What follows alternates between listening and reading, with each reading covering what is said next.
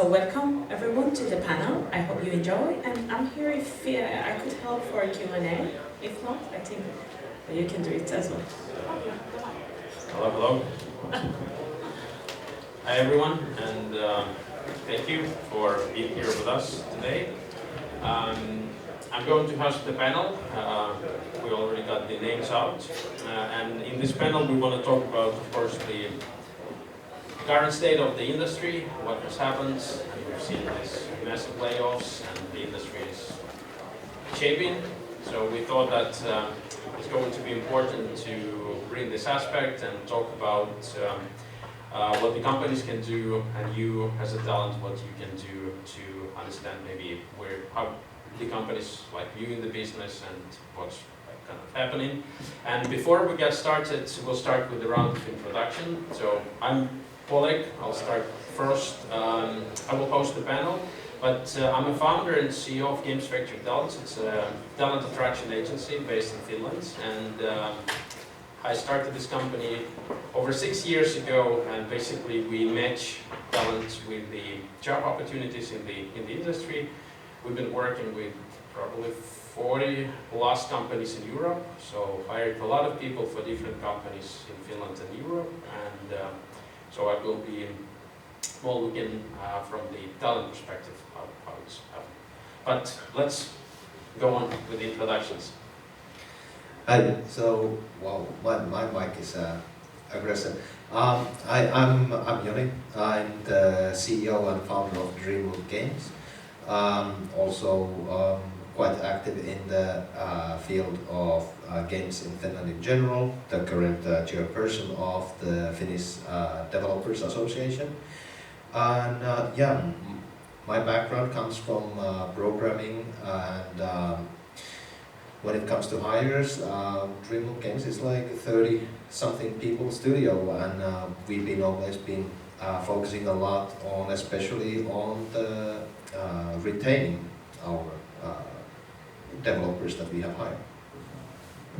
Hello everyone. Oh my gosh. Hello everyone, my name is Danis. I'm the CEO and founder of Whimsy Games. We are a fully distributed team, but originally we are from Ukraine. We specialize in the full cycle of game development, including 2D, 3D art, VFX, animations, like fully. Our clients range started from mid-sized studios to major publishers. I've been the CEO more than 8 years, and I think more than 10 years I'm in the game industry. I started my career as a Java developer, but I quickly shifted to the game niche. And in a few years I grew up to a tech lead, a Unity developer. But I decided that I can make something more, and in a few years I founded my own company, Whimsy Games, and never looked back. So now we're trying to find the best approach, how to figure out our social marketing is nowadays, and we're trying to rebuild our cases for our clients to be more stable company, more a comfortable company for our clients and also for our team members. Thank you guys that I'm here, and I will be happy to share my experience and listen some new information from my colleagues. Thank you. Hi. I'm Katarina. I'm lead manager of people and culture at SOFTGAMES. I'm with SOFTGAMES for almost 6 years now. We are a Berlin-based, remote-first company. We are around 100 people, and retention is also one of our main focus. We are investing a lot in trying to have happy people work at SOFTGAMES. We're having offsite events twice a year. Next one is actually in a month from now in Tenerife. And yeah, we're always happy to meet people from all around, see different perspectives, and yeah, that's it. Cool, interesting. It's quite interesting because in this panel we come from different actually countries, and of course we know that the industry is changing quite a lot. And my first question would be, how do you see the change of the industry, or what you see is happening in the industry in each, let's say, location?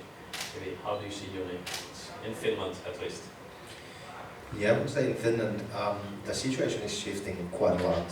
Finland has always been known for our mobile development, of course, but now with mobile being in a state where it is, with the rising UA costs and such, we're seeing a lot of studios as well as talents making shifts to explore the other more traditional platforms like PC and consoles and more. But it also showcases on the education as well as kind of like the fine-tuning of your talent if you've been in the industry for some time, because even Finland has been hit with quite some layoffs during the past year also.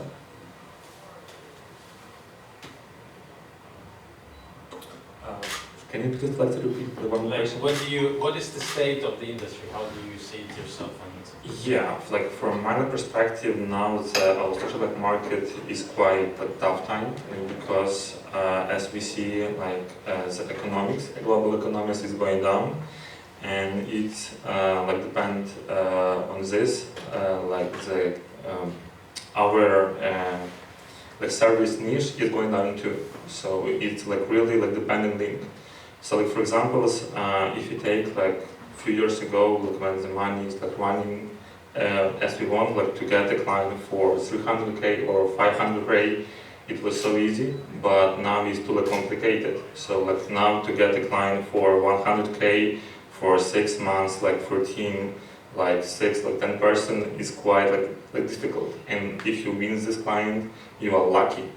So like for us now is like we're trying to like refresh our things, how we can work with the client, how we can work like with other team members, like what we can offer like for like both like parts. And like during like this year, we're trying to like rebuild our processes, our sales methods, everything like included, and trying to like change this. So. Yeah.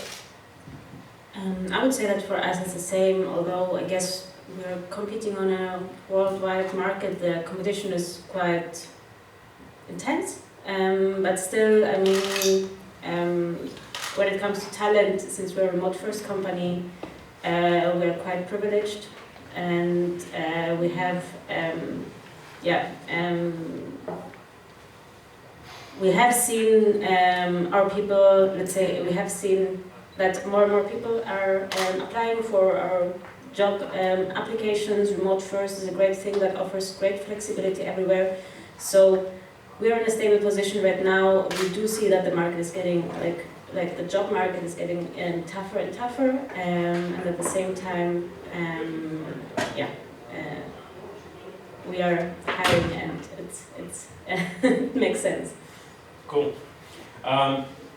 I have a question then, in terms of like, okay, the market is changing, but is there something that you, maybe on the company level, at least like one thing that you can name that you are taking as an action to have less effect on you as a company? Like a one thing, like, is there anything that you are... We have a lot of laws, and we're trying to figure out the things without any risk for our team members. Of course, like they open the risk and they trying to looking for a new job, but we're trying to do this all smoothly, like not like one day like you are fired and that's all. So like we have, we changed it higher in our company, so we don't hire more, like a fully specialist. Like we hire like other people like a vendor or something like this, and like when we have a job, like we pay. If not, like we can like predict like this time, and we say like in a few months, like we think like the project will end, but like we still like looking for you a new job. And now I think like the market little bit like go upper, and now like the situation of the market much more better than like last year or start of this year. So like we're trying to build like this kind of relationship. One thing that I can say from our side for sure has been that we have been more conservative in terms of hiring, that's for certain, because previously, like I said, when you're doing client project, it was easy to sell a project. Now that it is not so easy, it also affects on our readiness to make hires for potential projects and kind of like building them up to the processes that we have in place and such. So it clearly has been one of the big things that we needed to become more conservative on when and how we do hires. I would add that we are trying to upskill people who are at SoftGames at the moment in order to face new challenges, try to develop everybody in order to be ready for the next steps at the company. Cool. Then a question, yeah, some studios shut down. I know there's been layoffs in Finland as well, a lot more outside of Finland. And the market has changed, so maybe from the talent side, how do you see this shift, or maybe how you could think from the talent's perspective, those that are looking for the jobs, what is it, what would you maybe even suggest them in this current state? Like, I understand the companies are much more careful in terms of hiring, so that's clear. I heard it from everyone, but from the talent's perspective, what is they should do? As I was in the past a developer, like I can explain like my option of view. Yeah, like how can I like in the past how I choose like a company. So like firstly, like for me, big names was like not good, like because they have a lot of like bureaucracy, and, like rules, like blockers, and etc. And for example, when I come in one company, like they don't like, use a Git. And I say, guys, we should use a Git, like we should have a version. They say, no, like we like work like this, like we have a stable processes, everything is fine. It's good option like for artists. I say, we are not artists, we are like developers. Like we should have like everything like as like a developer. And they say no. So I worked at that company 8-9 months, and I like trying like, to find a new job because. Like from my perspective, it was like so hard, like to make some changes or like to like make a build or something like this. And like my point of view on this, when like the guy who are looking for a job, like for example, like a developer, like first of all, like for him, I recommend to know about the team who will like, work like with on. Another part, it's values of the companies, like because you know if the company have like friends and like this friends is a C-level or team lead, this is not so good. So like he should ask about this if they have some kind of relationship within the company. And third one, like as much developer know like technologies, like a new one, it's like much more better for him, like because he can stay more time in the company than another one. An advice that I could give for people who are trying to find jobs now or are affected from layoffs is upskilling, like developing, trying to meet the market standards. It's changing now, like very quickly. So many new things are happening, artificial intelligence, new tools everywhere. So I think people, of course, need to focus on finding the job itself, but it's really, really important to have the tools, to maybe have also unique tools that nobody else brings, because you have the time now to study on these and to develop yourself. So I think self-development should be, and self-development and focus should be the keys to this. In job market, I think it's always been it has always been more fair to extroverted people compared to introverted. But now when studios become really, they're really careful on who they hire.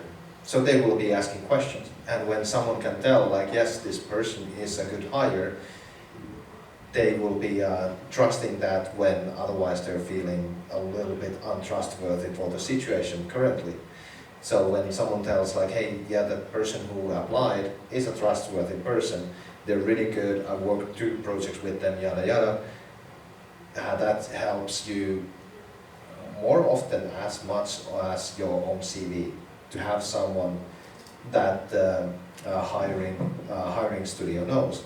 And that's why I recommend everyone to do the uncomfortable part and contact those who you've been working before, and go ahead and be like, hey, could you write a recommendation for me on LinkedIn, or even write that for them and ask like, are you okay to post this about me?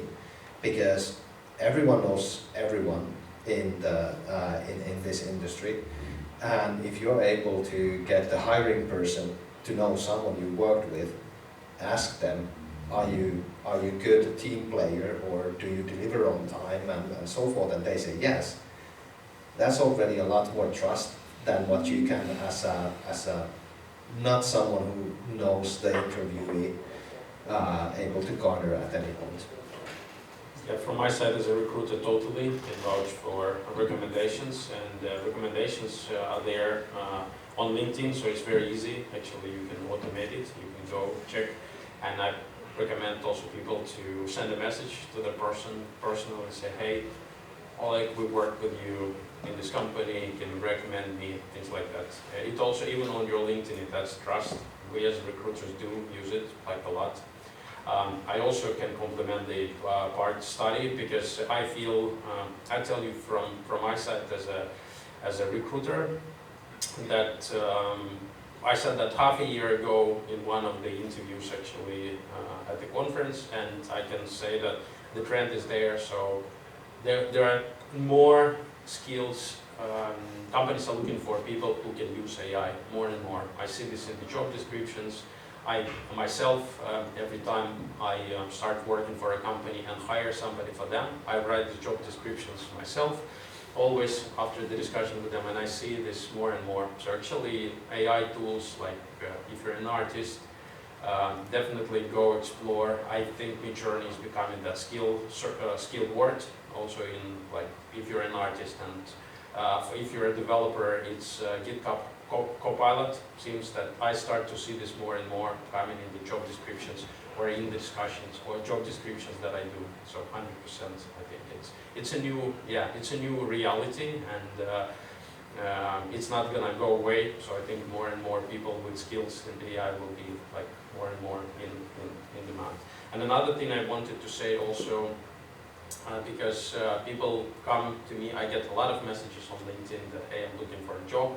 It's really difficult, especially maybe difficult for the juniors. And many times I said to people that just because the industry is going through what it's going, I don't think that we can maybe much influence. We can discuss, we can see this trend. So I also recommended people by saying that, look, if you have been looking for a job for 6 months, and you were not able to find it, and you exhausted already, you probably contacted all the companies there are like available, all these remote roles, and there are not that many coming out. I recommended people that if you're a senior person and you have been looking for a job for 6 months, you should turn to be a freelancer. Instead of just keep doing this, publishing your resume and like doing all of that and just getting these rejections and getting very much discouraged and questioning yourself, I recommended them to invest this time in building like a simple, beautiful website as a portfolio, and actually starting offering yourself as a contractor. Because I see companies I worked with in the past, in Finland actually especially, that stopped hiring already like a year ago. But when I get to talk to them or we get over lunch, they do say that, yeah, we need this developer or we need this artist, but we have this hiring freeze. So we are not hiring anyone, but we need these people. So maybe you have a freelancer. So I get these questions actually like many times. So because as a freelancer you can join the company, no obligations, they can basically like unfortunately like fire you anytime, but also for the company there's no like financial like risk in a way to hire you and things like that. So I think it's much easier way to actually turn this time that you spent on job hunting and go and offer yourself as a freelancer. You are gonna get like not hired, but you're gonna get contracted faster. And many times I see that people start as contractors, and if the project flies, you show your skills, I tell you one year later, they're just gonna hire you like 100%. Plus you're not staying like on the bench. And another thing I was also saying to many people is that also don't be scared to change the industry. There's nothing wrong with it. If your games industry is your passion, you can still develop games if you're a developer just for fun. And kind of keep that as a project. If you're an artist, you can still produce the artworks and like populate your portfolio, but you can go work in the banking or the IT or automotive, and don't just kind of, I think it's still better that you have these skills, that you, as a developer, you go and work somewhere else. So you have these transferable skills. If you're a developer, artist, UX, you go, you work in the other industry, you gain like a valuable experience. You come back in 1 year later or 2 years when things have changed. So in that way, I also vouch that don't just get stuck, because I see that people may be stuck in this mode for too much, for like 6 months. I think it's good enough time to say that, okay, you have to do something else or change the strategy. Okay, now I've taken quite a bit of time. I want to talk about very interesting aspect and talk about the juniors. It's never been easy for juniors to land the job in the industry. Now it's even more harder. So my question to the to the panelists is that what about juniors? What do you think that the juniors could do to get in? I have something like my opinion about this. I have a bad news for junior developers. I don't have nothing personal for them. They're trying to start new career in the IT, but now I think it's a little bit difficult, and I will explain why. So, for example, we take a project. Yeah, we have a client. So we do a calculation, budget estimation, cost effective, how many weeks we will spend on these projects.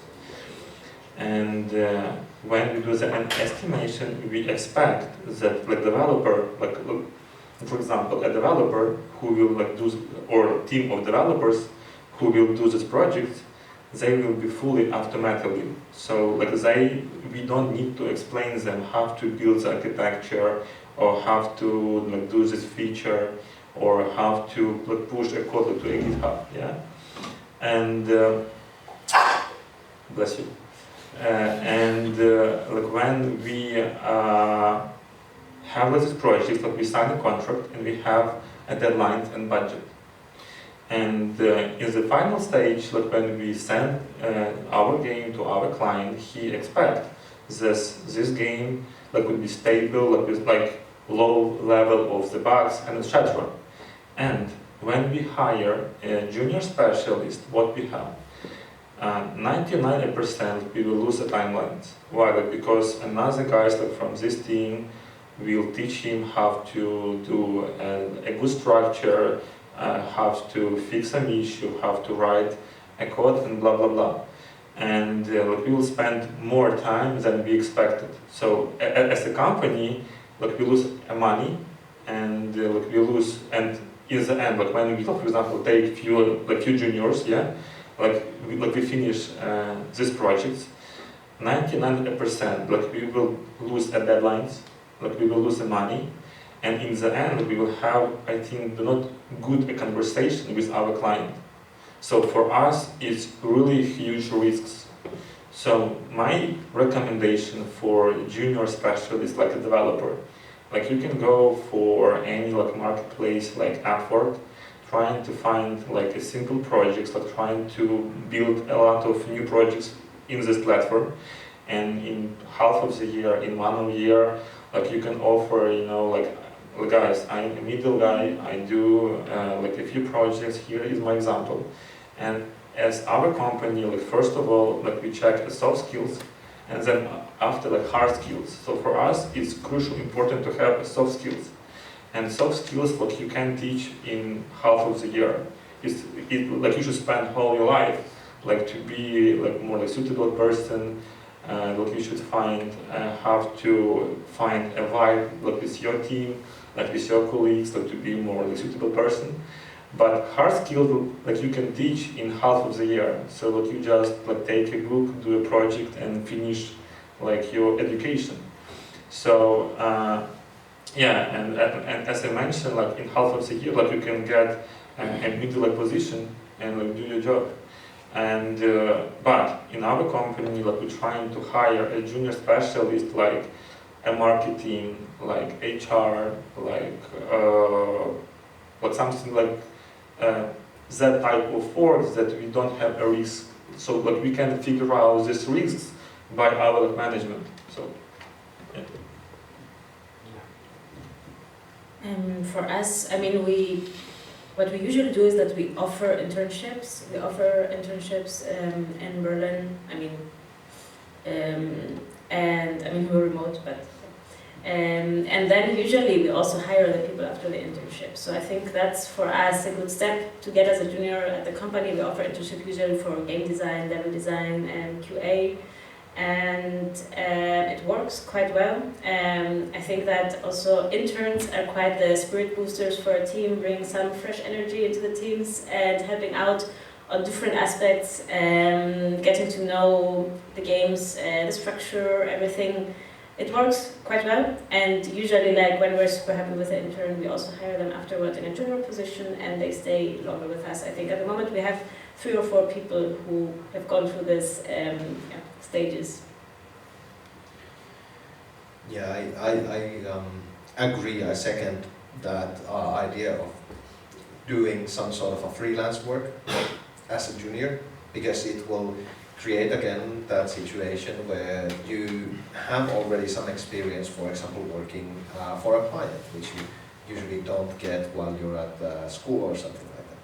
But another thing, one really important mindset for a junior when that senior folks have when they go into interview, but junior folks usually don't have, is juniors don't come into the interview with saying, this is what I can bring to the table, allow me to show what can I do, and when you see my worth, we can discuss further like how this goes. This is how most of the senior folks come onto the table. They come and say, I've done development on multiplayer games for 5 years.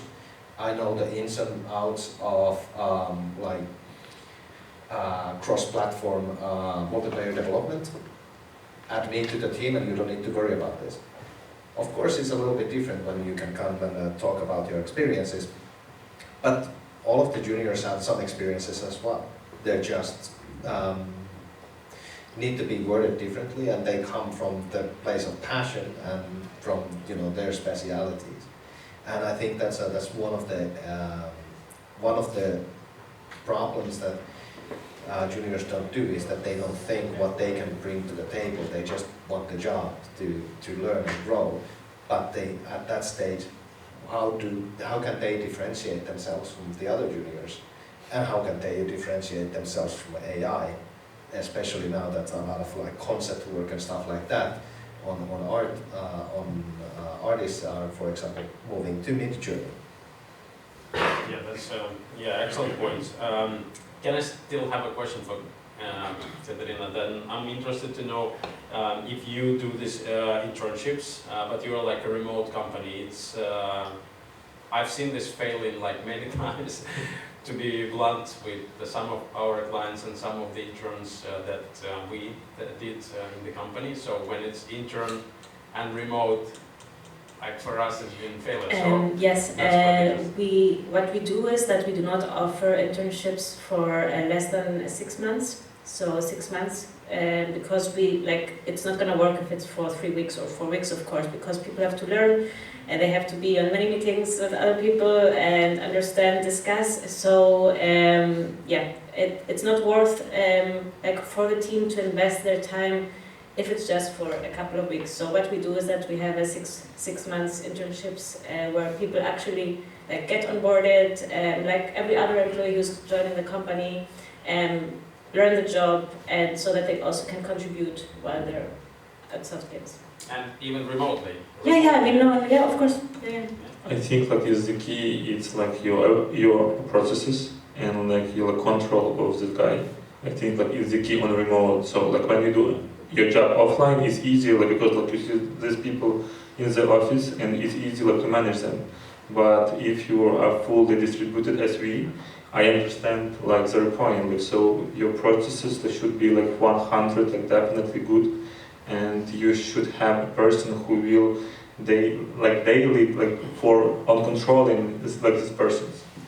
Also, for example, it's of course processes. Also, for example, I mean, interns get like really understandable tasks to manage. Okay, so it's not they're not gonna like invent the game or something. They have some tasks to manage, and usually also people who are after the internship, who are as a working student with us, would teach them the job. So they've been there, they understand the struggles, and they can show them easier like what's expected from them.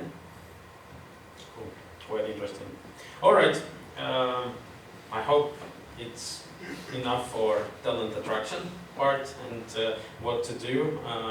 I wanted to talk a little bit maybe about the talent retention and actually like upskilling part of those that are in the company. I understand that the company is more reluctant to hire at the moment, but those people that work in the company, so maybe has this, or I'm sure that the situation has affected it, but I want to learn more how and what do you do with that? And so we do offer, so like we invest a lot into upskilling. We offer a training budget, an annual one for each employee. The employee can choose the workshops they feel that will get them like ahead, and like the team lead or the producer should see why this person wants to do this workshop, what qualities, what new things will it bring to the team. So if the team lead or the producer approves it, they can have the workshop out of this budget. And this budget applies also to, let's say, books. Some developers buy books, or some people want to join conferences, for example, so they can distribute the budget annually as they want. Additional to this, like this is the personal development we invest in. Additional to this, we also have our offsite events twice a year where the whole company meets. Like now we're going to Tenerife and we're all together taking workshops. Of course, not all people at once. We have sessions. We build like a 2-day agenda. And we have created the theme of the offset, let's say, of the 2 days workshops before, and we have discussions and workshops and keynotes for the topic in different dimensions. So there's like topics where everybody, like cross-profession topics where people can take part in workshops, and then there's also like an art workshop, a developer workshop, and we try to bring the whole team into the direction the company is going, to align everybody, to move ahead with discussions about strategy. And then we also do, of course, some online workshop, but usually what makes more sense to us is like in-person workshops with everybody, and then personal workshops as an individual.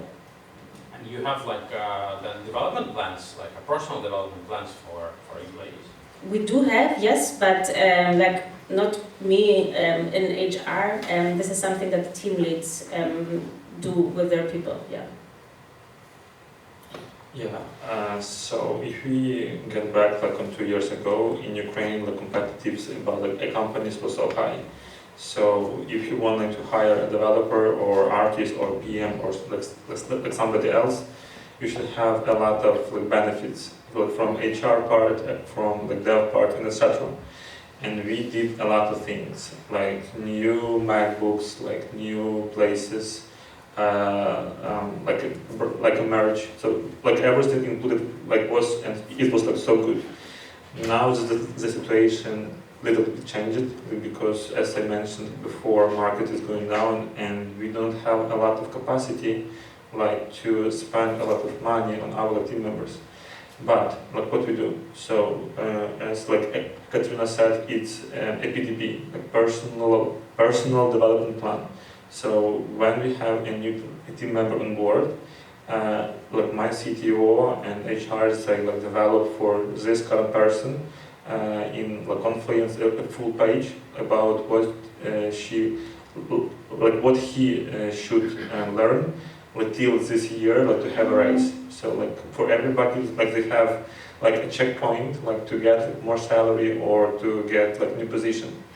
Second one, we do a team buildings offline. So as I mentioned, we are fully distributed team. So part of guys live in Ukraine, part of Poland, like Lisbon, Spain, Germany, like Czech Republic. So sometimes it's like difficult to grab all people in one place. Now it's impossible. But if like the people live in Europe, it's easy like to like bring like for example in Berlin, yeah, and have like some party or some after party.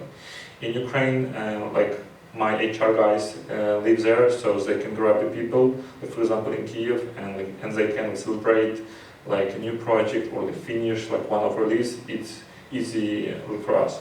Also, 1 time or 2 times in a quarter, like we play online games. So like we grab our team members and it's like randomly like mixed. So like nobody know like with who he can play today. So like sometimes like when I come in like one of the call, the guys have like so good, you know, like atmosphere, and I like come and they stay and quiet. I say, guys, like relax, like we are not like on the world, like we just play games. Like okay, like let's play a game. And third one, like we do like one-to-ones. So our HR specialist like do the interview each month with like one person, and like they have like a brief like what they should ask about like these people.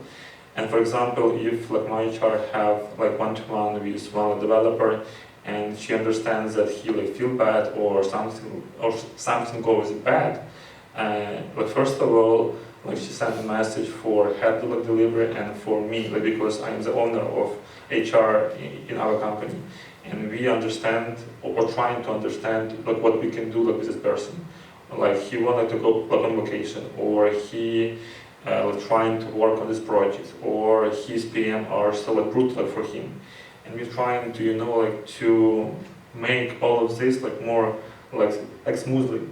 And I think like for us it's the key, and it's working, and everybody like who work like with us on a part-time or like a vendor, they would love like to stay more like with us, like because like we care about the people.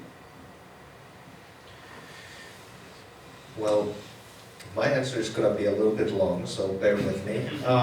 Because, I mean, you were asking about development, personal development and the retention, so it's going to be 2 answers in one, just like the previous one. Yeah, we also have the personal development, which contains like 5 days of working time for each year, with the opportunity to extend it based on approvals. And on top of that, we do every half a year, like around this Q4, we interview or send a questionnaire to at least 3 of folks that you've been in a project with.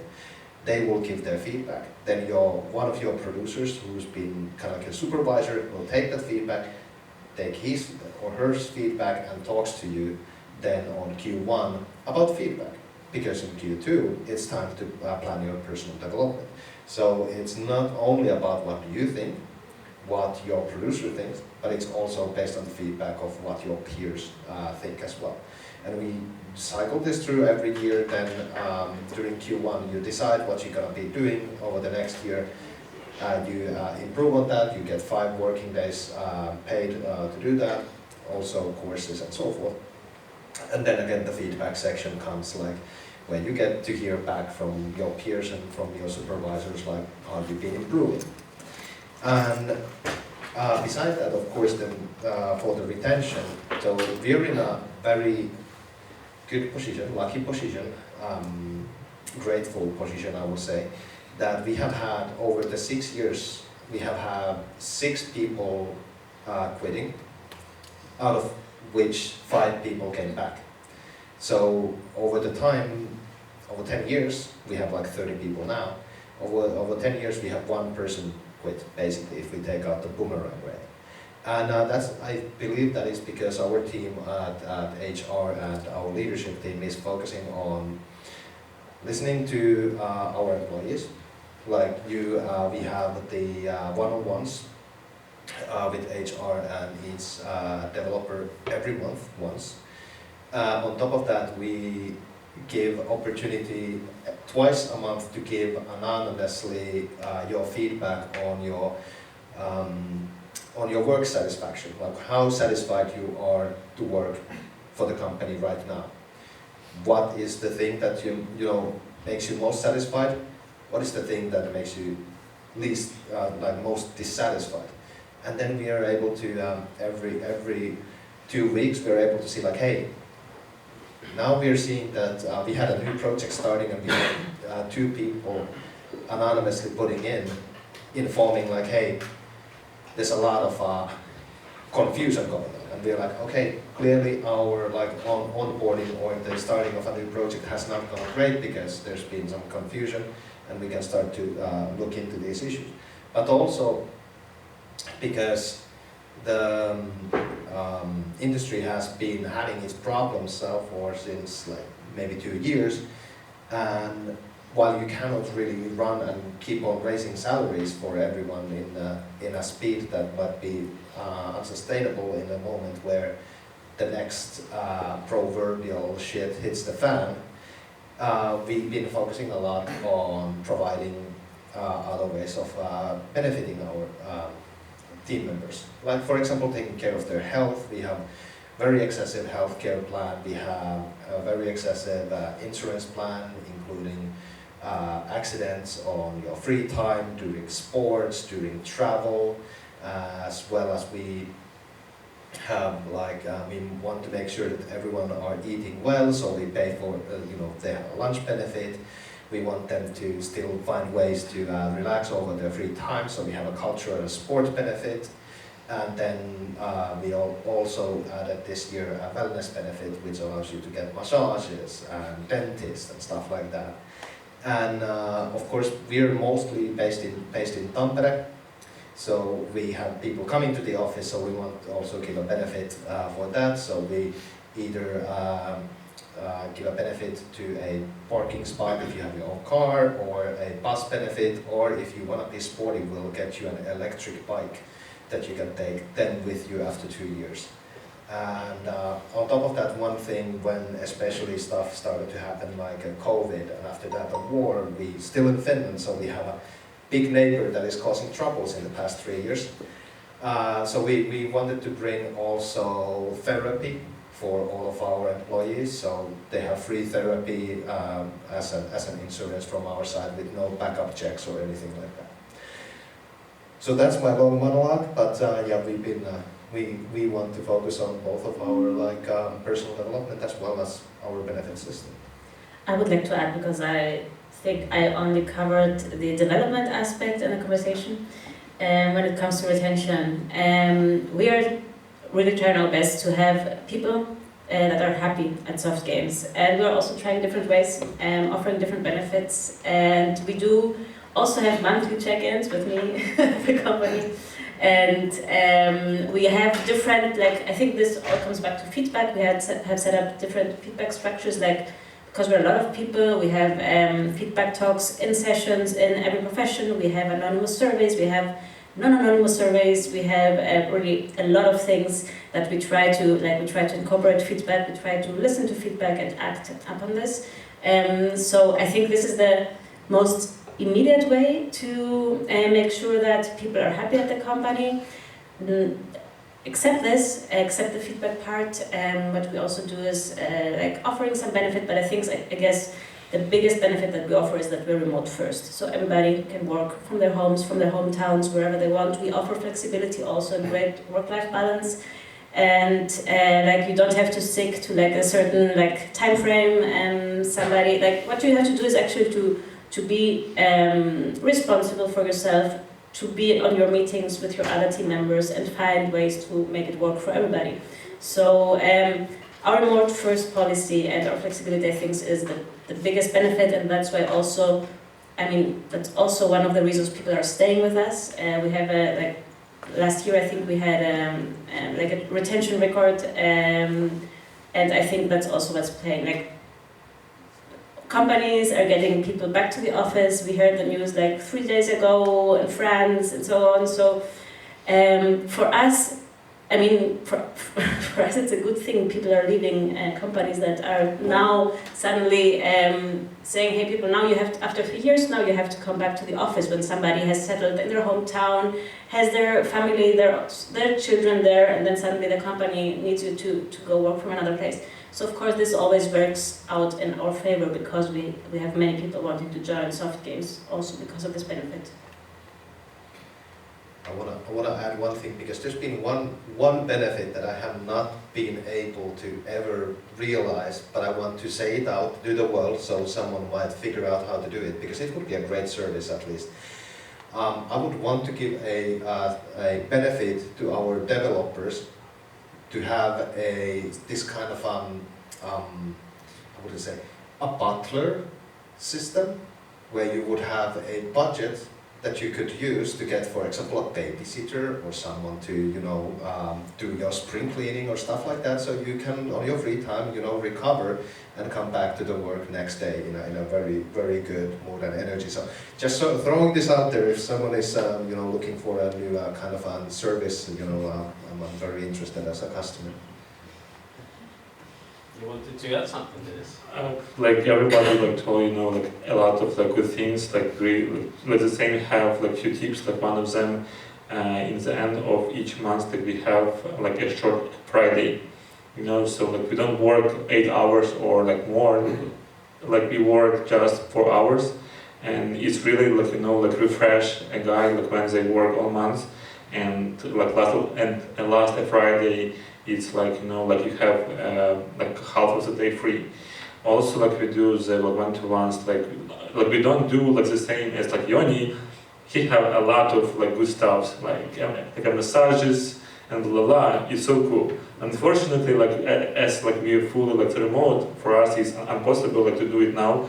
But it's really good things. So I understand how much time you spend and how much money you spend on this.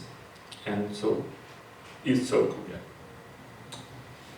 Look, I want to ask, do we have questions? I have many things that I want to ask, of course, and learn, but I want to ask, do you have questions? Maybe we could take some questions from you guys.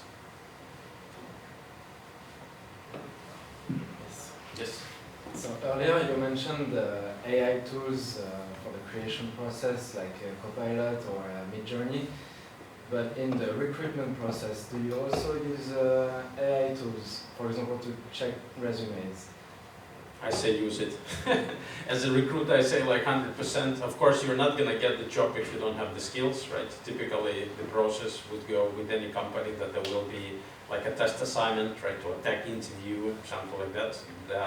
But without being called to an interview, I say you're not gonna get it. So from my perspective, if you ask me, I think it's a good thing that it can help you match to the job, how would I say, I say 100% I vouch for it. Use it to help you build maybe your application. One thing I can strongly recommend, it's controversial between recruiters, but I say that people ask, okay, to write cover letter or not to use AI writing the cover letter. That's 100%.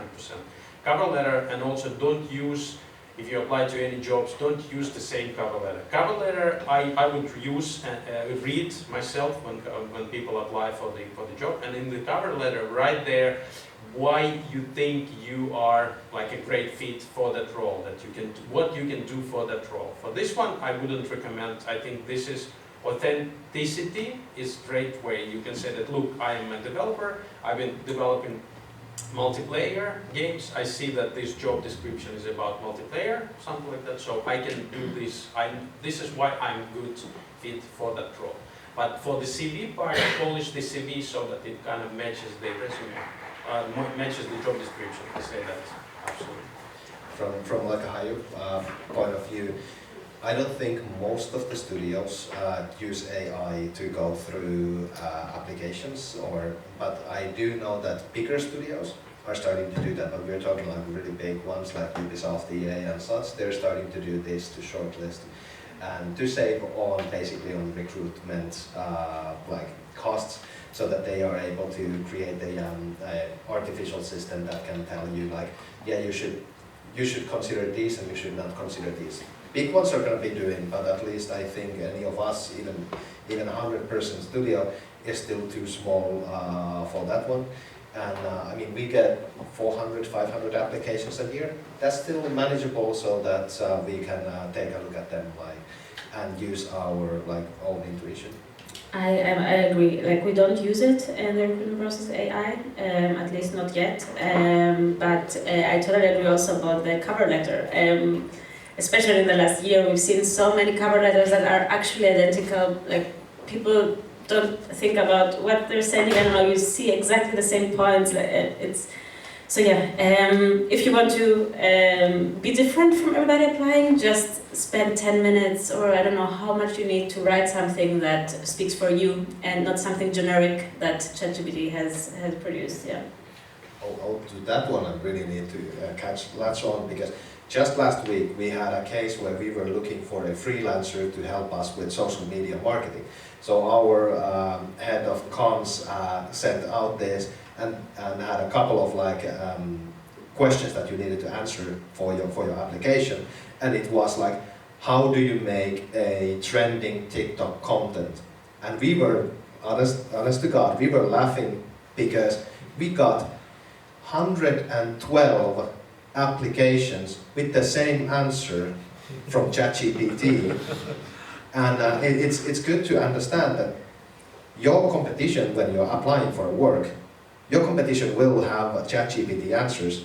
So you have to check your own answer against the ChatGPT answer, so that even ChatGPT, in many cases, it might be the correct answer, because it can find it over internet, or Perplexity, even better for that case, etc. You have to figure out, you have to go and check what is the ChatGPT answer and compete against ChatGPT, so that you're not being put into the box of, oh, this is another ChatGPT answer. On one hand, I understand that people that can use a GPT for reply or some question, I understand why. Like, for example, your expertise, yeah, and you don't care about this question, you just wanted to go on the interview, and you just spend 1 minute to answer on this question. You don't want to spend, a lot of time to think about it, because you know about, you know this, you know how to answer, but you should say it, write, spend your energy, spend your time. But if you have a ChatGPT, write a message and send, it's easier. But what do I? So firstly I write my thoughts about something and say ChatGPT, rephrase, and a ChatGPT do a good job. Sometimes it's too much, and I do some changes. But ChatGPT helps to spend less time on some lazy job. I think that's why the people do the thing. It's not about they don't care about these things or this or this. They don't want to spend more time on the questions. So they want to speak more about the person. But second hand, I checked at TikTok. Yeah, I think everybody see a TikTok. I see a guy when he has an interview. They use ChatGPT and it's right answers. I say, how? So now that you can go through the interview with ChatGPT, and it's for me it's insane. What the hell is going on? So you can do everything with ChatGPT for from marketing guy to a developer guy. So everything can be automated, and it's cool. Do we have more questions? I have a question. You mentioned that if you're a senior in this industry and struggling to find a job, you had a good suggestion that you can act as a freelancer. So I want to know that from employee point of view, does this working with freelancer is an option? Because I can imagine there are some obstacles as trusting, or I don't know if it works as a graphic design, maybe it works, but if you want to work with a developer or as I am like a business development manager, or how it works like as a freelancer, is it the case, or are gaming companies going in this direction to like manage their resource and work more with freelancers? I have like answered, yeah. So as we an outsourcing studio, like for us now, like to keep a bench is impossible. I explain why. Like a few years ago, like we have money, like we can invest guys who on the bench on some like inside projects or side projects, or like to do like some kind of a modular like architecture for a future games. But like during everything like what happened a few years ago, like a war and like a pandemic and blah blah blah, for us it's impossible to hold a guys on the bench. And when we hire a developer, for example, like we are like we have a really like a truth discussion. Like we say, guy, like we have a project like for you for 6 months. Like unfortunately, like we don't have a plans like for you in the future. So at the beginning, like we are not lie, like for the person, and he know like, that he will have a stability for 6 months. And for us, like it's a transparent, I think it's the key. So he know what he can expect in the future, like from us. Of course, like we're trying like to looking for a new projects, like maybe like we can continue like this project, or as Oleg mentioned, a project that can like go up and like you will have like more time like to stay in this company. Of course, if we see like this is a good guy, like he work good, like he meet the deadlines, like he are not, you know, not like a reliable person, he is smart, of course like we can keep his as much as we can. But when a project is going to end, like and we have the employee, for us it's hard like to keep this person, like because like we should pay him salary. If we fire him, like we should like pay all vacations upfront like 1 month, and for us it's like losing a lot of money. That's why like we choose like to hire just a freelancers or like vendors for 3 months, half of the year. I think. Yeah, no, I just, because now coming here to Berlin from Helsinki, I went to see some of our folks that we worked together on a previous project. And I learned that one of their guys that I taught the entire time had been like employed by them, was actually a freelancer, and had been a freelancer for them for 10 years. And both of them were basically having a win-win situation with this. So it's not, in many situations, being a freelancer for a studio is not worse than being hired by the studio. In many situations, it can work better for the both parties. The situation with everyone are different, and that's why I always recommend, like, the moment that you get unemployed, the moment that you get out of school, start your freelancer track as well as your, like, looking to get hired track.